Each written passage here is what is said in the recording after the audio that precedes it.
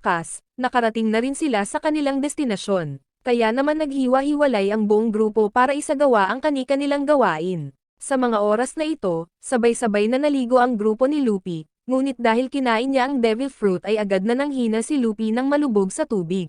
Habang hinihintay pa ng grupo ni Luffy na mangalap ng impormasyon ang grupo ni Nami, nag-cosplay si Robin bilang dancer, para pumuslit sa isang bar para sa impormasyon. Samantala, nagpanggap si Chopper bilang isang shoe shiner. Sa panig ni Luffy, naramdaman niyang napakalakas ng braso ni Z, dahil partikular itong idinisenyo para talunin ang mga gumagamit ng devil fruit. Kaya sinabi ni Sanji kay Luffy na hayaan silang dalawa ni Zoro na hawakan si Z. Ngunit agad na tumanggi si Luffy, ako ang magpapatalo sa kanya. Biglang nakita ng grupo si Aokiji dito kaya nagulat sila. Hindi nila maintindihan kung bakit nandito ang isang admiral ng Navy.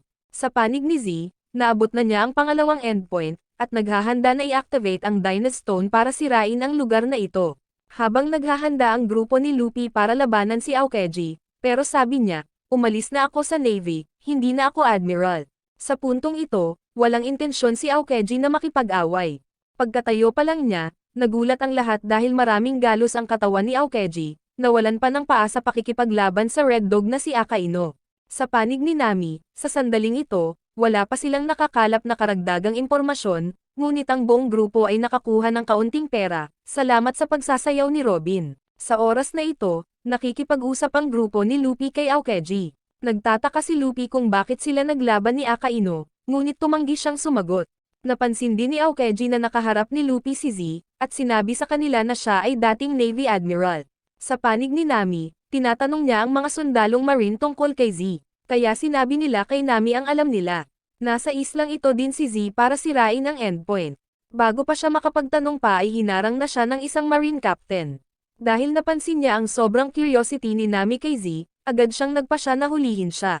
Sa kabutihang palad, nakialam si Robin sa oras upang iligtas siya at nakatakas sila. Sa kanya napagtanto, na si Robin ay miyembro ng Straw Hat Pirates. Sa sandaling ito, nakilala ni Aokiji na ang One Piece ang pinagmulan ng panahon ng pirata. Habang ang mga pirata ay laging hinahabol ang kanilang mga pangarap, gusto ni Z na burahin ang pangarap na iyon. Kung mawawala ang One Piece, matatapos ang Pirate Arrow, at iyon mismo ang gustong makamit ni Z. Si Aokiji ay sabik na inaasahan kung si Luffy ay maaaring talunin si Z sa oras na ito, kaya siya ay umalis. Sa panig ng grupo ni Nami, tinutugis pa rin sila ng Navy, kaya agad na gumamit si Usopp ng halamang kumakain ng karne upang hadlangan ang kanilang pagtugis. Kinagabihan, pinag-iisipan pa rin ni Luffy ang naunang pagkatalo niya kay Z. Bigla nilang nakita ang grupo ni Nami na hinihila ang Navy patungo sa kanila. Habang naghahanda sina Zoro at Sanji para sa labanan, humakbang si Luffy ng mag-isa. Agad niyang pinakawala ng Conqueror's Haki, dahilan para mawalan ng malay ang buong Navy. Tanging ang kapitan ay nananatiling medyo binubuo at napagtanto, ito ba ang kanyang Conqueror's Haki? Sa puntong ito ay ipinaalam niya kay Luffy ang kinaroroonan ni Z. Sa panig ni Z, siya ay nakikibahagi sa isang matinding labanan sa mga Marines, at madali niyang pinangangasiwaan ang lahat ng ito ng mag-isa.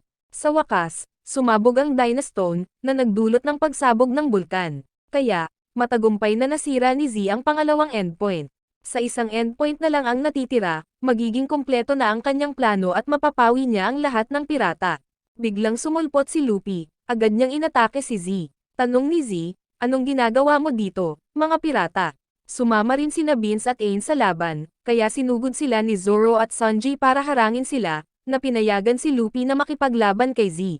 Habang ang dalawa ay mahigpit na nakikipaglaban sa isa't isa, nagsimulang pumutok ang bulkan. Sinira nito ang bayan, na nagdulot ng matinding takot sa mga residente. Noong nasa panganib ang pamilyang ito, buti na lang dumating si Aokiji sa tamang oras upang iligtas sila. Sa panig ni Luffy, inactivate niya ang Gear 2, patuloy na umiiwas sa mga pag-atake ni Z, at saka lumapit para suntukin siya. Pero napigilan ito ni Z. Tanong ni Z, gusto mo bang maging hari ng pirata? Tama, hahanapin ko ang One Piece at magiging hari ng pirata. Kaya tuloy-tuloy na nagpaputok ng bala si Z patungo kay Luffy. Gayunpaman, nagawa ni Tama, hahanapin ko ang One Piece at magiging hari ng pirata. Kaya tuloy-tuloy na nagpaputok ng bala si Z patungo kay Luffy. Gayunpaman, nagawa ni Luffy na iwasan itong lahat. Patuloy niyang inatake si Luffy ng isang malakas na pagsabog, na nagdulot ng pag-aalala.